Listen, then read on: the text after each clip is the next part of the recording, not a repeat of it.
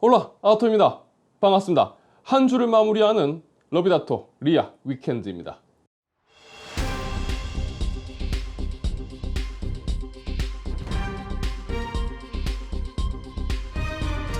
자, 며칠 전 AMD의 프레스 컨퍼런스가 있었습니다. 생각해보면 최근 몇 년간 봤었던 AMD 관련 행사 중에 가장 기대감이 없고 가장 긴장감 없었던 정말 재미없었던 행사였습니다. 그럴 수밖에 없었던 게 딱히 새롭게 공개될 하드웨어도 없었고, 라이젠 모빌리티 세잔느는 예상할 수 있었지만 아무래도 랩탑 쪽이라서 관심이 좀 덜했죠. 결국 새로운 제품 관련해 공백기에 진행된 행사라서 아무래도 기대감이 많이 줄어들었던 것 같습니다. 자, 우선 AMD는 라이젠 5000 시리즈의 모바일 프로세서를 공개했습니다. 이 젠3 아키텍처의 7나노 공정으로 제작된 라이젠 7 5800U는 8코어 16스레드의 4.4GHz의 터보 부스트 클럭을 가진다고 밝혔습니다. 기본적인 사용 시 17.5시간을 쓸 수가 있고요. 영화 재생 시 21시간 가까이 재생할 수 있을 만큼 전력 효율이 좋아진 것을 강조했는데요. 그리고 이어서 아주 강력한 성능을 가진 랩탑용 CPU라고 강조한 HX 프로세서를 공개합니다. 라이젠 9 5900HX와 라이젠 9 5980HX입니다. 자, 두 모델 모두 8코어 16스레드 제품인데 부스트 클럭은 4.6GHz와 4.8GHz입니다. 이 CPU의 강력한 성능을 보여주기 위해서 호라이즌 제로던의 벤치마킹을 시연해 보여주었는데요. 이 1080p 해상도에서 하이 디테일 프리셋으로 100프레임 이상을 뽑아준다고 주장했습니다. 따라서 랩탑에서 4K 해상도에서라도 부드러운 게이밍 환경을 제공해 줄 수 있다고 우리 리사수 누님께서 언급하셨는데요. 자, 일단 AMD의 발표는 여기까지가 엑기스입니다. 그러니까 50분 가까이 진행된 프레스 컨퍼런스 내용 중에 핵심은 지금 들으신 딱 여기까지예요. 2020년 코로나 유행으로 인해서 많이 힘들었던 상황, 그리고 코로나 바이러스 퇴치를 위해서 연구에 AMD가 미친 영향, 그리고 다양한 파트너사 관계자들을 통해서 동창회를 했죠. 코로나가 있었는데 안 죽고 잘 살아있네, 나도 잘 살았다, 얼굴 좋다야, 올해는 우리 열심히 해서 돈 많이 벌어야지, 대충 이런 식의 전형적인 비즈니스적인 내용 위주로 흘러갔습니다. 그것보다도 행사 진행과 또 내용에 지쳐서 잠드신 분들도 꽤 계실 것 같습니다. 라이젠 5000 모바일 프로세서는 이전 4000번대보다 성능적으로 향상되었고, 또 이 프로세서를 채택해서 출시된 랩탑의 숫자도 2020년보다 훨씬 늘어났습니다. 자, 하지만 발표 내용을 조금 따져보자면요, 일단 성능이 우수하다고 밝힌 5800U의 경우는 경쟁 모델로 인텔의 11세대 i7 1185G7을 비교군으로 잡고 성능을 표기했는데요. 5800U가 8코어 16스레드, 그리고 인텔 1185G7이 4코어 8스레드인 것을 감안하고 본다면 5800U가 엄청나게 성능이 좋구나 라고 이야기하기에는 조금 그쵸. 여러분들 알아서 판단하시기 바랍니다. 자, 어쨌든 굳이 따지고 보면 또 4코어 8스레드만 내놓은 인텔도 문제는 문제입니다. 걔들도 잘못했어요. 그리고 강력한 성능을 자랑하는 5900HX 역시 비교군으로 인텔의 10980HK를 비교군으로 삼았는데요. 10세대 모바일 칩셋과 비교를 하는데 성능 차이를 보면 이것도 그쵸, 알아서 판단하시기 바랍니다. 어쨌든 야 그래? 혹은 와 하면서 늘 놀라는 맛에 좀 길들여졌기 때문일까요?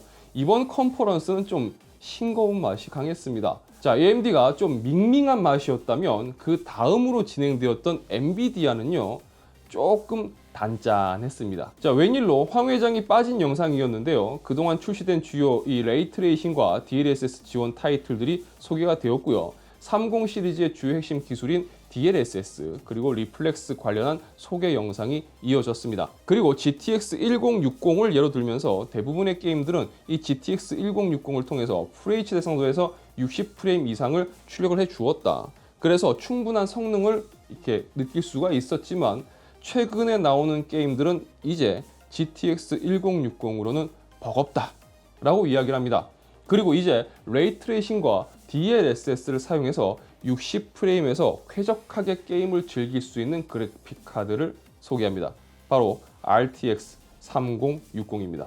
13 섀도우 테라플롭스, 25 레이트레이싱 테라플롭스, 101 텐서 테라플롭스 등의 이 성능과 함께 12GB 용량의 GDDR6 메모리가 탑재가 되었다고 밝혔습니다. 자, 출시는 2월 말, MSRP는 $329입니다. 그리고 3세대 맥스Q 기술이 접목된 모바일용 RTX 30 시리즈도 공개했습니다. 또한 AMD의 라데온 6000 시리즈에서 소개되었던 SAM 스마트 액세스 메모리 이 기능과 동일한 리사이즈바 기능도 지원한다고 밝혔습니다. RTX 3060 랩탑은 플레이스테이션 5 대비 30% 이상 빠른 성능을 보여주고 1080p 해상도 울트라 프리셋에서 90프레임대의 성능을 보여준다고 합니다. 그리고 가격은 $999부터 시작한다고 하네요.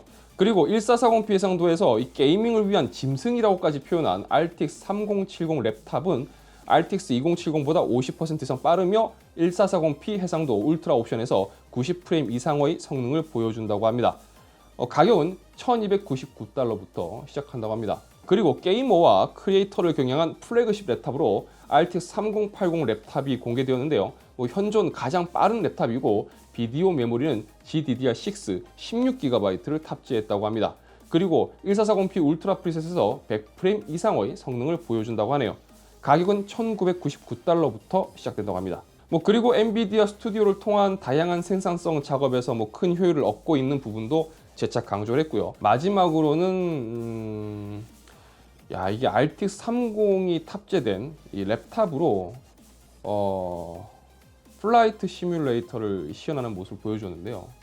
이게 저도 해봤지만 이 게임이 이런 게임이었군요. 네.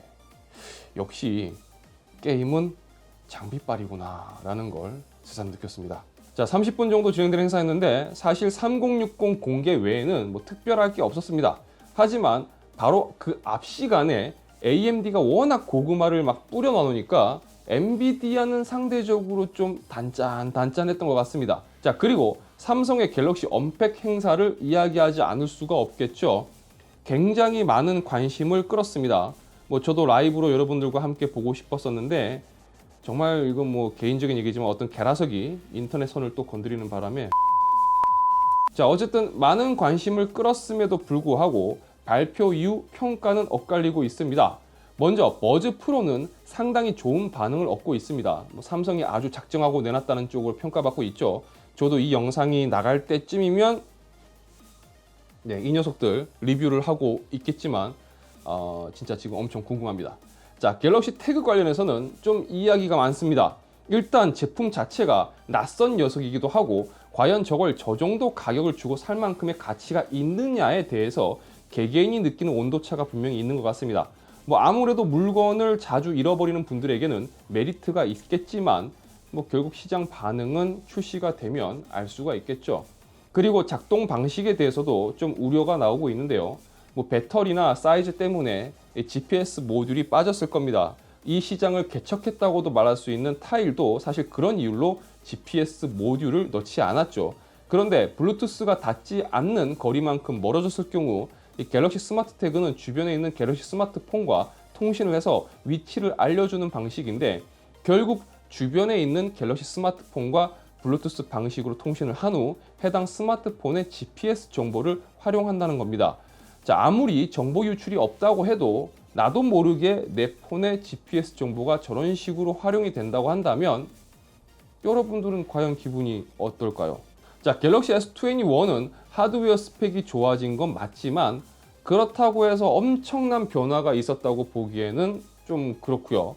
그냥 좀 업그레이드된 듯한 느낌을 받은 분들이 굉장히 많으실 것 같습니다. 이 제품 가격은 이전보다 저렴해진 부분이 분명 있습니다만 SD카드 슬롯이 제거되어서 추가 메모리 확장이 어려워진 점, 그리고 8GB LPDDR5 램 모델로만 제공되는 등 원가 절감 모델이라는 이야기가 나오고 있는 것도 사실입니다. 자, 충전기와 이어폰이 빠졌고요. 충전기는 소비자들의 패턴과 환경 보호를 위해서 선택한 부분이라고는 하지만 사실 그 말이 있는 그대로 곧이곧대로 다가오지 않는 것도 사실이죠. 그리고 기능 시연에서 보여준 내용들이 대부분 소프트웨어적인 부분들이라서 이 정도면 시간이 지나서 하위 모델들 업데이트가 진행되면 다 적용되는 기능 아닌가 라고 생각할 수도 있을 것 같습니다. 뭐 어차피 하드웨어적인 부분에서 혁신을 매번 가져오는 게 힘들 거라는 건 뭐 다들 예상하고 있었을 거고, 결국 앞으로의 흐름이라는 게 AI와 소프트웨어에 달렸다라는 걸 다시 한번 확인할 수가 있었던 것 같습니다. S펜은 좀 많이 NG인 것 같습니다. 지금 뭐 공개되고 나서 굉장히 욕먹고 있는데 대체 무슨 생각으로 갖다 붙인 걸까라는 생각이 좀 듭니다. 예, 좀 그래요. 자, 그럼 이번 주 마지막 소식으로 인텔 이야기를 좀 해볼까요? 최근 인텔 주식 가지고 계셨던 분들 미소를 활짝 지으셨을 겁니다. 이 주가가 좀 뛰었죠? 그럼 갑자기 인텔 주가가 왜 이렇게 뛰었을까? 바로 현재 인텔 CEO를 맡고 있는 밥스 완이 2월 15일 이제 인텔 CEO에서 사임되고, 인텔의 CTO 출신이었던 이 겔싱어가 새로운 CEO로 취임하기 때문입니다. 이 소식이 발표되자마자 인텔의 주가는 7%가 상승했습니다. 자, 반대로 이 겔싱어가 현재 CEO를 맡고 있는 VM웨어는 주가가 7% 가까이 하락했어요. 야, 뭐 이건 뭐 등가 교환도 아니고 그쵸? 아주 정확하게 주고받았습니다. 자, 그럼 시장에서는 왜 이런 반응을 보였을까요? 그리고 인텔은 왜 밥스완이 아닌 이 겔싱어를 새로운 CEO로 선택을 했을까요? 뭐 복잡하게 생각하기보다는 흐름을 생각해보면 알 수 있을 것 같습니다. 자, 이렇게 한번 이야기를 해볼게요. 5년 전, 딱 5년 전에 인텔의 기업 가치가 1200억 달러였습니다. 자, 이게 어떤 의미냐면 그 당시에 TSMC, 엔비디아 그리고 AMD를 합쳐야 이 정도의 기업 가치가 나왔습니다. 자, 그런데 지금은 이 경쟁사들의 가치를 합하면요 1조 달러가 넘어요. 무려 인텔의 그 기업 가치의 4배가 넘는 가치를 가지고 있습니다. 그러니까 인텔이 얼마나 그동안 똥을 싸고 있었는지 알 수 있는 부분이죠.